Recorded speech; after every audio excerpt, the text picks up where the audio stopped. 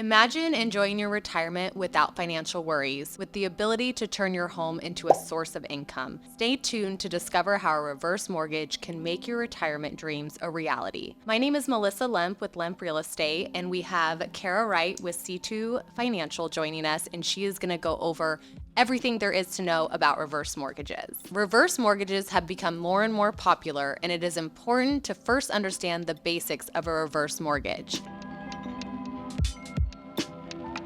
A reverse mortgage is a type of loan designed for homeowners that are 62 years and older, and this allows them to convert a portion of their cash into equity. And unlike traditional mortgage, this actually allows you to not be required to make a mortgage payment for the life of the loan. What are the main key requirements for someone to qualify for a reverse mortgage? So there are a few key requirements when qualifying for a reverse mortgage, and the first is age. They do have to be at least 62 years or older. However, if someone is living in the home or their spouse is under the age of 62, that does not mean that they still can't qualify for a reverse mortgage. Just as long as someone is 62 living in the home, we can still go forward with that. And then also, the home does have to be the primary residence. And lastly, they do have to have a substantial amount of equity in order to qualify. What credit score does someone have to have in order to qualify for a reverse mortgage? So I am so happy that you asked this question, because unlike traditional mortgages, you actually don't have to have a minimum credit score to qualify for a reverse. And the main thing that we are looking at is actually your credit history. So we need to make sure that in the past you have paid your property taxes, homeowners insurance, and HOA on time. So that is called the willingness and ability to repay, and that is the number one obligation for a reverse mortgage. So as long as you have